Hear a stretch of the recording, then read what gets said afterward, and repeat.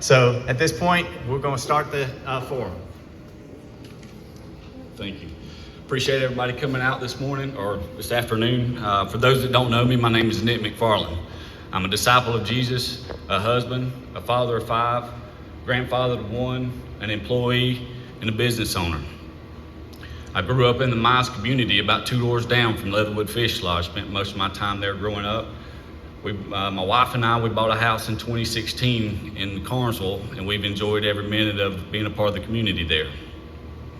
My experience in my work history started off like a lot of people in the family business, got into the construction industry, and currently I'm in the truck dealership environment where I've been for the last 19 years. During that time, I've worked my way from a service advisor to management in the truck sales, and currently I'm a fleet account rep. Also during that time, I managed my department, the day-to-day activities of, I recruited, developed, and trained technicians and other employees, sold parts, sold service, negotiated 100 truck deals, and I advocated for companies and customers alike. In 2023, my wife and I opened up Mama Max, and we're starting to see it thrive and do well. In that experience as a business owner, we remodeled a business, a historic piece of downtown Carnesville, put their equipment in, and hired staff, personnel. We also worked with local officials through the inspection process and the day-to-day activities. Respectfully, out of all the candidates, I'm the most experienced in business, negotiating, and being an advocate and overall management. This would allow me to work on behalf of our community to ensure we protect our way of life. It will allow me to work and accomplish more on behalf of all citizens, the farmers, fire and EMS, businesses, and all taxpayers alike. I'm asking for your vote on May 21st so I can go to work for Franklin County. Thank you. Thank you, Nick. All right, Courtney, if you'll come up. Good afternoon. My name is Courtney Long. I'm the oldest daughter of Mark and Donna Ledford. I grew up here over near the Plainview community, and I graduated here from Franklin County High School. For the past 3 years, I've been honored to serve in various capacities within our county, from the Planning Commission to the UDC Reform Committee. As I have sat on the Planning and Zoning Board this past year, I've made transparency a priority. I believe each and every decision deserves an explanation, whether good or bad. Transparency builds trust, and trust is the cornerstone of effective governance. I want to assure each and every one of you that my dedication to our county goes beyond my role as a farmer. I'm committed to addressing all the needs of our diverse community, ensuring that every voice is heard and every concern is addressed. As a proud member of this community my entire life, I understand the delicate balance between progress and preserving our rural heritage. I've seen firsthand how rapid growth can threaten our very essence of our county, and I refuse to let that happen on my watch. As I stand before you today, I bring a vision that is rooted in learning from the mistakes of the past and charting a course for a more sustainable future for Franklin County. Our county's history is marked by moments of opportunity, but also by decisions that lacked foresight and planning. When Highway 85 was planned to run through our county, it symbolized progress and economic potential. However, the consequences of that decision was not adequately considered. Our past leaders may have seen the opportunity, but they didn't anticipate the infrastructure challenges and hardships that would follow. The lack of proper planning has left us unprepared for the consequences of rapid growth. I advocate for smart and controlled growth. We must grow at a pace that allows us to build up our infrastructure without overextending ourselves. Let's not become mere replicas of larger urban cities like Atlanta. Instead, we want to aim towards cultivating a thriving economy while staying true to our rural roots, ensuring our community remains a place of charm, character, and close-knit camaraderie.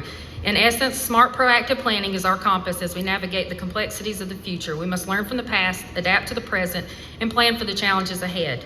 With your support, I'm committed to leading Franklin County forward towards a future with progress that is balanced with preservation, where prosperity is built on a foundation of foresight, sustainability.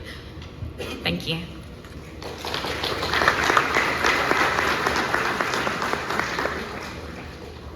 Hello, everyone. My name is Colt Hart. I'm born and raised in the Sandy Cross community of Franklin County. My wife and I currently live on Hell Crossing Road down there. Got 5 beautiful children and 1 on the way. I didn't really get my homework done like they did, but if you got any questions, come see me. I'd love to talk to you. Thank you. So just to let you know, Joe Green couldn't be here to this this afternoon, so he's got a representative to talk about his 2 minutes. So, Thank you. Yeah, I look better than Joe. Joe unfortunately could not be here today. Joe and his family are watching their son Patrick participate in the Southeastern Professional Finals Rodeo in Philadelphia, Mississippi this weekend. Joe and his wife Melissa live on a small cattle farm in Red Hill community where they attend Allen's Church. Joe and Melissa have 2 grown children, Patrick and Emily, and 3 grandchildren. Joe is retired from the refuge equipment industry. In other words, he built garbage trucks and sold parts. Joe attended the University of Georgia, majoring in economics. Joe served 3 terms on the Franklin County Board of Education. 9 of those years he served as the chairman. He served as charter president of the Franklin County FFA alumni. Joe also served 2 two-year terms as president of Georgia FFA alumni. Joe has been a volunteer fireman for 39 years at Red Hill Fire Department. Currently, Joe serves as the president of the Franklin County Firefighters Association. These many years of experience and leadership have prepared him well in the challenges of the position for the chairman. Joe has worked through difficulties within budgets larger than the current county budget with greater numbers of employees. His service and leadership on several boards and committees has achieved many successes. Among those accomplishments are the 3 new school buildings, an alumni association that is still going strong today, and the state-of-the-art fire training center, which a lot of you don't even know about yet, when we're going to have a grand opening and we'll show you what we've been working towards. Mr. Green is not all claiming that the achievements were made on his own, but rather through his leadership and ability to work towards consensus within the organization. These lofty goals were accomplished excuse me, and challenges and opportunities that have not been seen before. Growth is coming, and that's it. Well, I practiced this, and it didn't last that long. Thank y'all, appreciate it. you think 2 minutes is a long time until you get up here and start talking, I can promise you. All right, so we're going to go ahead and start the questions, and now there's only 3 because Mr. Green couldn't be here. So at this point, I'm going to start at the end and work my way back. So Colt, you're going to go first. Start with a blank chair. All right, so what leadership experience do you have that makes you the best qualified to chair the Franklin County Board of Commissioners through the challenges that we'll face over the next 10 years? I served on the Georgia Farm Bureau Young Farmers and Ranchers Committee for 2 years, and I chaired it for 1 year. I've been on the fire department for 15 years, served as assistant chief for 4 years, I believe. And I feel like keeping God first is going to put everything sort of in line where it needs to be. That's all I've got. Do you want me to read the question again, or you got it? All right. So for the past 3 years, I have served in various capacities. I was on the UDC Reform Committee. I ran previously, and apparently our chairman was so impressed, he decided to put me on Planning and Zoning Board, where I've been serving for almost a year now. I also have just any volunteer position that I've been able to take, any opportunity to learn anything when it comes to county governance or even state. I'm trying to make sure that I learn everything that I can possible. But I think over the past 3 years, I think that everything that I've been doing has pretty well groomed me to be in this position. I see what's wrong, I see what's right, I see things that need to be moved around and changed, and thank you. Leadership qualities? Yeah. Thanks.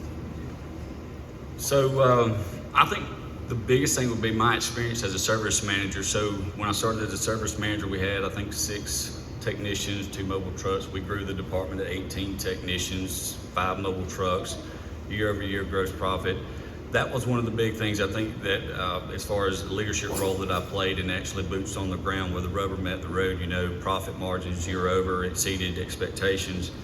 Outside of business, Sunday school teacher, and I've coached football for the past few years. Actually, head coach last year. Had a lot of fun with that, working with kids and the parents alike. So I think all those things kind of give me the leadership quality to understand where the other people are coming from and being a good advocate and representing others very well.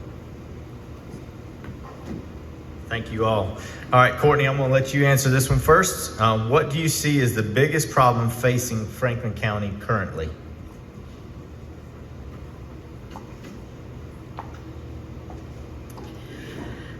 I think the biggest problem facing Franklin County right now is our poor planning in the past. We've never done a very good job of planning far enough into the future. I mentioned in my introduction the 85 corridor. We saw an opportunity for growth and development. However, we never took into account infrastructure. We never took into account population growth. So right now we have such an imbalance that our budget has become very tight. We need to bring in industry, but we also need to set boundaries to control the growth that is coming in. So I think that that's definitely one of our biggest issues right now. Do you know the question? Biggest challenge. So I would say probably to piggyback on that, I said the biggest thing is just planning and zoning. Planning and zoning. I think we've got to do some homework there. I think there's opportunity to improve on that. I think we do. We want to approach industry and commerce. I think that's been an underserved area for many years. I think we need to look towards that. But I think we've got to do it with a little bit of foresight, a little bit of common sense, and smart growth. I think we've got to figure out how to manage what potentially could be a residential wave of migration of people coming in. So I think we got to focus on that, but I think we got to do it just using a little bit of foresight so we can pass this on to the next generation. We want to leave Franklin County better than what we found it. All right, so next question, it's going to start with you, Nick. For whatever reason, industry is locating in Banks County and Hart County, but skipping over Franklin County. Why do you think this is happening, and what will you do as chair to ensure we get more industry in Franklin County to relieve some of the tax burden on property owners in the county?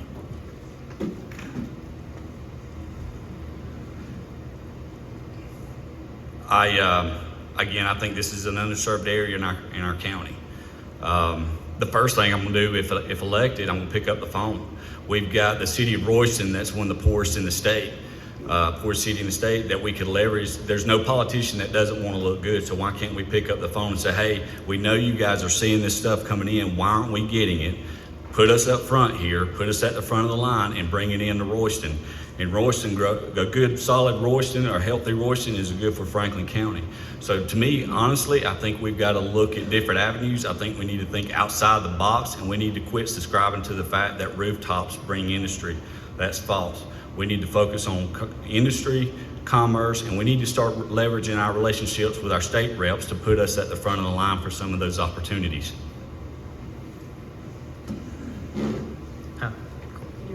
Yeah, okay. The question is, this will be for Courtney this time. For whatever reason, industry is locating in Banks County and Hart County, but skipping over Franklin County. Why do you think this is happening? And what will you do as chair to ensure we get more industry in Franklin County to relieve some of the tax burden on property owners in the county? So again, I think this has to do with poor planning on our part previously, but infrastructure. We have infrastructure on 2 exits. It only goes so far. A lot of the property, though, that has come up for sale, most of it has been past the infrastructure point. I'm a big advocate for putting a limit to where that infrastructure goes, how far off of the exits that we need to go, and making sure that when we do have these opportunities that we're trying to push them towards those areas where we do have that infrastructure. Because the county right now, we need to be utilizing what we have and where we have it, instead of trying to try to come up with the budget that we don't have to try to put it somewhere else that it's not needed, maybe out in the middle of the county. We have areas that have infrastructure and are ready for it. But a lot of them, like I said, and also transparency, we've not gotten a lot of the information when it comes to some of the businesses that have been pushed by state, and I think that's, so the infrastructure is gonna be one of our biggest issues. Cole, you need me to read it again? One more time. All right. For whatever reason, industry is locating in Banks County and Hart County, but skipping over Frank County. Why do you think this is happening, and what will you do as chair to ensure we get more industry in the county to relieve some of the tax burden on property owners in the county? I think he or she, whoever gets this position, would have to really look into it and see where we're at. But is Banks County and Hart County giving that much of a tax break to the taxpayers? Is what we'd have to look at. How much tax break have they gave to the people that's coming in there? So I think it's something that we would have to look at when elected. So. Colton, if you'll stay, this one's going to be for you. All right. So, what changes, if any, would you bring to the office if elected? I would I know I would be a godly leadership. I would look to others too and see, have a committee maybe to see what that area needs, and pray about a lot, and look at other higher up people in the community and say, what was y'all's thoughts on this? And just be open-minded, really, is all I would do. You need me to ask you? You got it. Okay. I'll piggyback off that a little bit, because I definitely think that God needs to be first and foremost in every decision we make and everything we do in that office. But also cooperation. For the past 3 years being involved in all of this, I have unfortunately sat and heard very little, if not any, cooperation between board members. There are many more boards just besides the Board of Commissioners in this county, and I would love to have a good, respectful working relationship with them, with our cities. So I think that we really need to be pushing all that cooperation, because every voice on each of those boards, all of them have something to do with what goes on in this county, and it's going to have some type of effect on what happens in this county.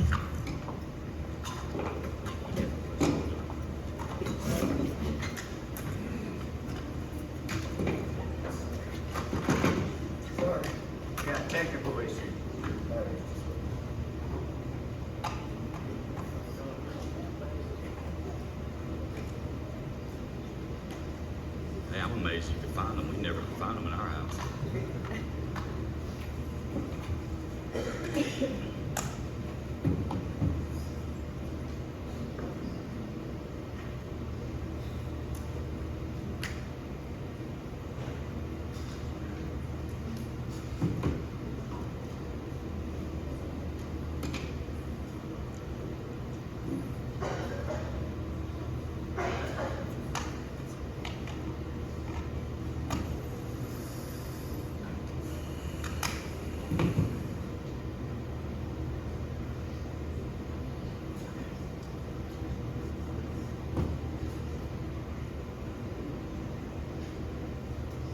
Good. So this is where, I'm sorry. So I agree with both the other candidates. It's never a bad thing to put God first. He's undefeated, never lost anything. So always keeping him on your side is never a bad idea. But I think to go along with Ms. Long, I think we've got to start working together with other entities inside the county. Especially what I would like to see in the office would be the Board of Commissioners working a little bit closer with the Board of Education. What we do as commissioners will have an effect directly or indirectly to the Board of Education. So we need to make sure we're all on the same page, that we share the same vision, and that we're working together. So I would say that would probably be one of the biggest things. And I want to make sure that the other boards, if we're putting money out there, that we're on the same track, right? We're going down the same lanes. We have the same vision, because if we don't, then we've got to reevaluate things. So I'd say also the other entities, we want to make sure we're all working together, working in the same place, and we've got the same vision. So I'd say that would probably be a big focus on one of the things I would just change or improve on. I think that's an opportunity there. All right, I'll start with you, Courtney, on this one. Obviously, preserving the ag culture of Franklin County is paramount, but Franklin County truly does have a diverse population. A growing and balanced economy is a goal outlined in the county's comprehensive plan. To the suburban residents of the county, such as Gum Log area, how do you plan to protect their interests as well?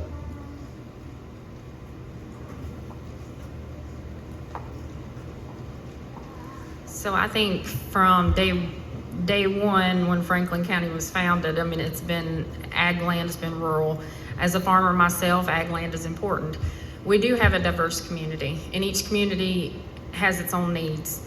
I think that to each one of us, being rural has its own definition. To some of us, it's keeping the land beside us completely vacant. To some of us, it's just keeping more trees, and not paving over and being Gwinnett or anything like Atlanta. So I think that as far as trying to, especially with gum log, I would really like to see that cleaned up and try to get with the state maybe on that specific area. Definitely try to see what we can do, because that area has its own specific issues with land and with lot sizes and things like that. I think that's really about all I've got on that one. You're gonna pass it, right? Nick, for you, you want me to read it again, or you got it? Yeah, I think I got it. So I think, as we all understand, we have a very diverse community. Agriculture, we got people living in the cities. So I think there's things that we could do that benefit everybody, and I think we focus on those, such as bringing industry back in, such as looking at how can we help those. But I think also, as far as in gum log in particular, I think we work with the commission that's elected to represent that district and address any specific items that they may have. I know there's opportunity to clean that area up and work through some things as far as that goes. So I would say just probably being a voice and hearing what they look for, or what they're looking for as citizens, and being a good steward of their taxpayers, and just listening and being available for them. All right, and then Colt, I'm gonna start with you on this one. How important do you consider the people's voice once you're elected, or if you're elected? Do you believe you need to hear from the citizens on issues? I absolutely think that everybody's voice counts. I mean, you live here, you pay taxes, you are a priority. Everybody is. That's why I said, have committees and talk to people and see what the community wants. It ain't just my show or their show or the district committee commissioners. It's everybody's voice. So I'd love to talk to you about it later, or whatever you want to do.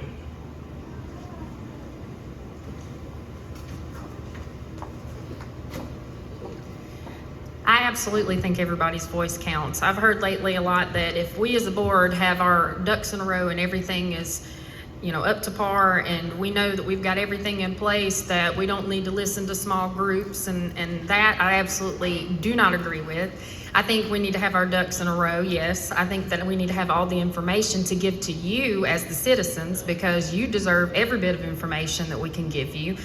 And then take that and hear from you and hear what you have to say on our plans and what we have lined up for the county. And then go from there and say, well, we heard from these citizens, this might not be a bad idea. Maybe we have an issue here that we as a board did not see. So I absolutely think that every voice in this county matters. And like I said before, sitting on the board now, I make sure that when we give a denial or an approval on anything, that I give you an absolute answer, rules and regulations to why I made that decision, and I will continue to do that as your chair.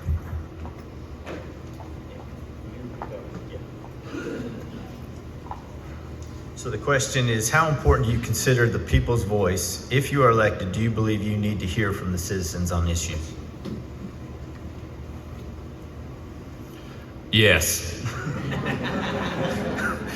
If you're a taxpayer, if you're a citizen in Franklin County, you've got skin in it. And it's absolutely, your opinion matters, your vote matters, and absolutely, we should hear from you. An unengaged and uninformed public is a detriment to society. So absolutely, you should be a part and be heard as far as what your needs are and what you're looking for in the county as a taxpayer and as a citizen. Thank you. All right, I want to thank these candidates. Again, I pray that each of you as citizens will pray for these folks and support them. Whoever gets elected, we need to support the chairman and make sure that they're doing the work of Franklin County. Thank you guys for being up here.